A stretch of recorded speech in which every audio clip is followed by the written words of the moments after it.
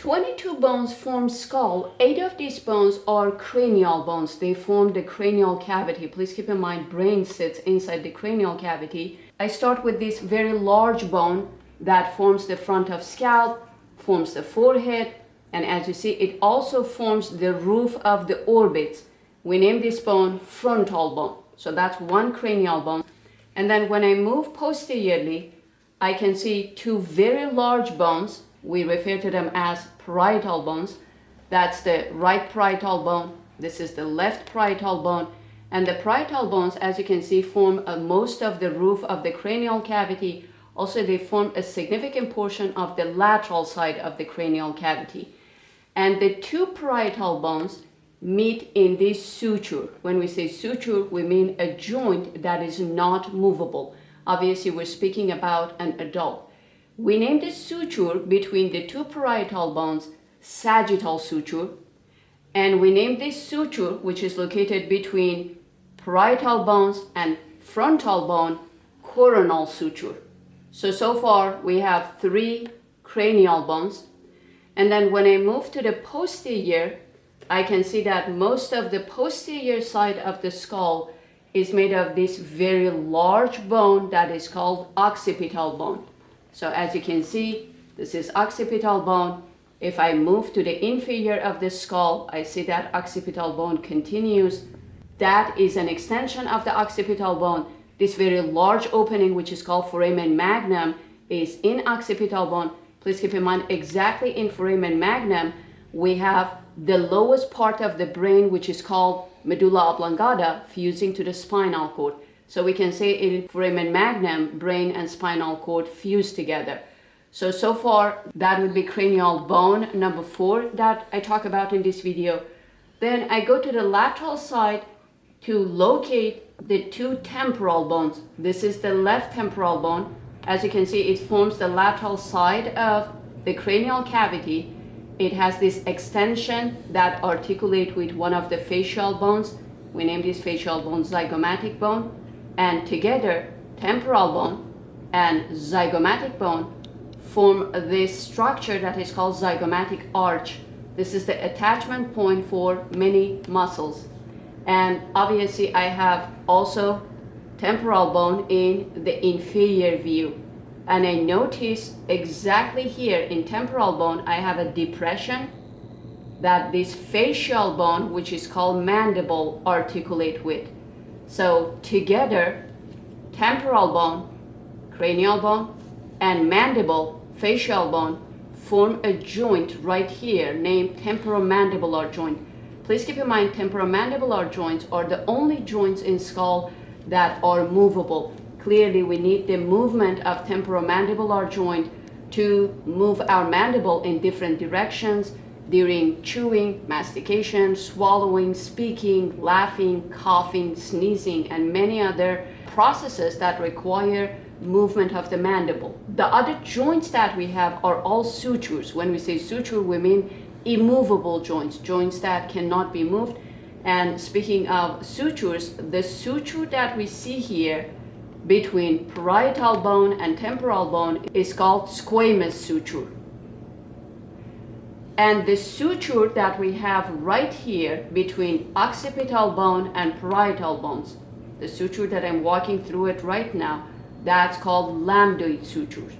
So we have 4 very important sutures that in this video I talk about them. Please keep in mind that we have more sutures, but I talked about coronal suture, sagittal suture, lambdoid suture, and squamous suture. Now, after the temporal bones, we have right and left. When I move anteriorly, I see a section of the sphenoid bone. This is called the greater wing of sphenoid bone.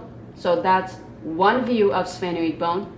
And if I go deep inside the orbit, I can see another sections of sphenoid bone. So that would be part of sphenoid bone that we name it lesser wing of sphenoid bone.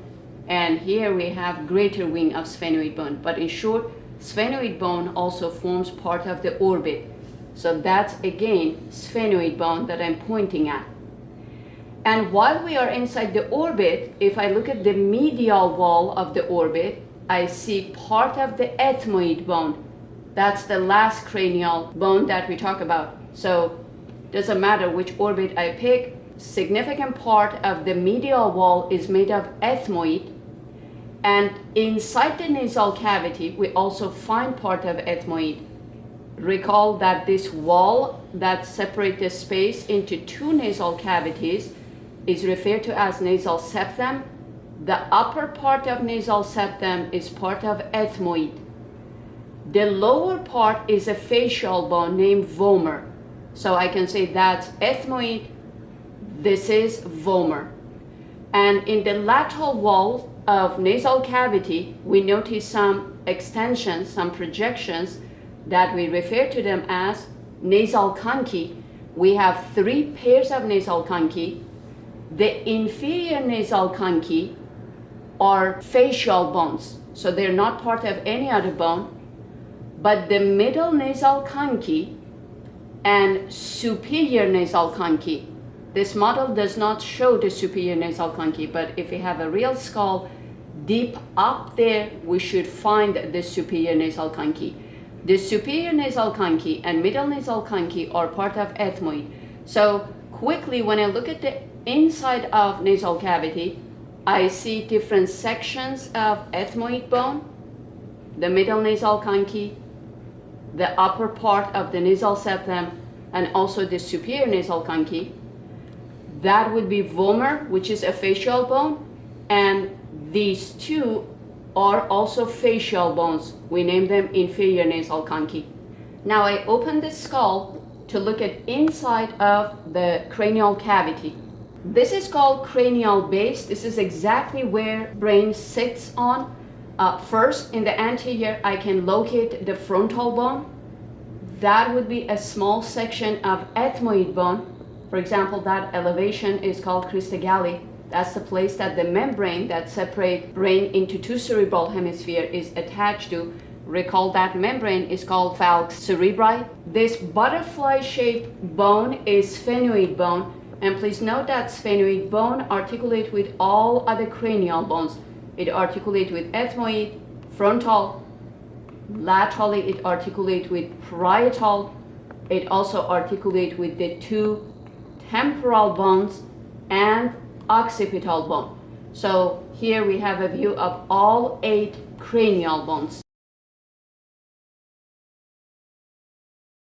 Now I start reviewing the 14 facial bones. I start with the 2 nasal bones. As you see, these are very small bones. Each one of them look like a triangle, and they form the bridge of the nose. If you're wearing eyeglasses, you place the eyeglasses exactly on the nasal bones.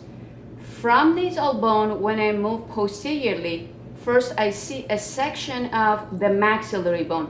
Please keep in mind we have 2 maxillary bones. As you see, they form the lateral side of the nasal cavities.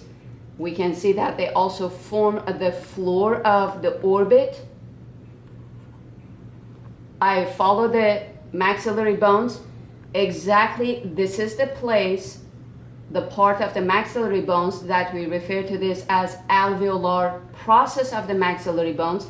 We have the alveolar sockets here, those long holes that the root of our maxillary teeth sits inside. And speaking of the maxillary bones, when I look at the palate, and keep in mind, palate is the floor of the nose and the roof of the mouth. The front of the palate is hard palate, and I see the anterior part of the hard palate is made of, again, maxillary bones.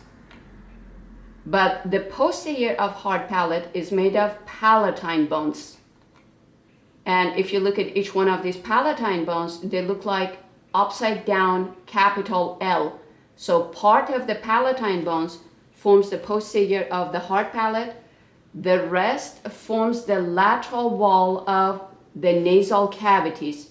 And please keep in mind, from palatine bone, when I move posteriorly, I can see projections that belong to sphenoid bone. We name these pterygoid processes of sphenoid bone. So when we focus on the lateral wall of the nasal cavities, we have part of the sphenoid bone, cranial bone. We have also part of the palatine bone. Palatine bone is a facial bone. We also have part of the maxillary bones. We have inferior nasal conchae. So I go back to show you a better view of inferior nasal conchae. These are facial bones. We have vomer, which we can see vomer in anterior view. And also we see vomer in the posterior view. The bone that right now I'm pointing at is vomer. I go back to the anterior view one more time to focus on the two zygomatic bones. Here we have the two zygomatic bones, and I see that zygomatic bone articulate with frontal bone. Inside the orbit, I see that it articulate with greater wing of sphenoid bone. Also, in this view, I can see that zygomatic bone articulate with the greater wing of sphenoid bone. I see that it has temporal process that articulate with the temporal bone, and together they form the zygomatic arch. And obviously this bone also articulate with the maxillary bone. So now I walk you through the bones that form the orbit. First I start with the roof that is made of frontal bone. Then I go toward the medial wall. I see most of the medial wall is made of ethmoid. A very small portion of it is made of sphenoid. And then anterior to the ethmoid bone, I see this very small bone. This is lacrimal bone. And right now I'm pointing at the left lacrimal bone. And in front of lacrimal bone, I see frontal process of the maxillary bone. So we have sphenoid, ethmoid, lacrimal, and maxillary bone. And then I notice that we have a depression here named lacrimal fossa. Deep inside the depression, we have the opening into nasolacrimal duct. Recall that when we are inside the orbit in this indentation, we have glands named lacrimal glands. They secrete lacrimal fluid, or we can say tear. And then lacrimal fluid washes and cleans the surface of the eye, goes toward the midline, and then through this opening enters the nasolacrimal duct. And when we follow nasolacrimal duct, we see that exactly below inferior nasal concha, it opens and empties lacrimal fluid inside the nasal cavity.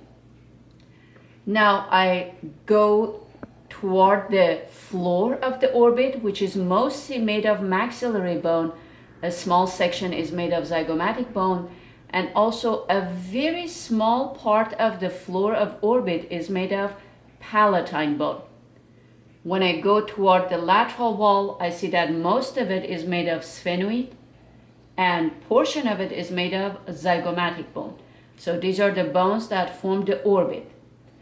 After learning about all these facial bones, now we learn about the last facial bone, which is mandible. Recall, mandible forms temporomandibular joint, exactly where it articulates with the temporal bone. And again, recall that all the joints that we have in skull are sutures. They're immovable except the two temporomandibular joints. And when I follow the mandible, I notice that mandible also has alveolar process. That would be the section of mandible that contains the alveolar sockets, those holes that the root of our mandibular teeth fit inside them. And in separate videos, I talk about the details of these bones, but hopefully in this video, we'll learn how to identify the 14 facial bones and the 8 cranial bones. Hope you find this helpful.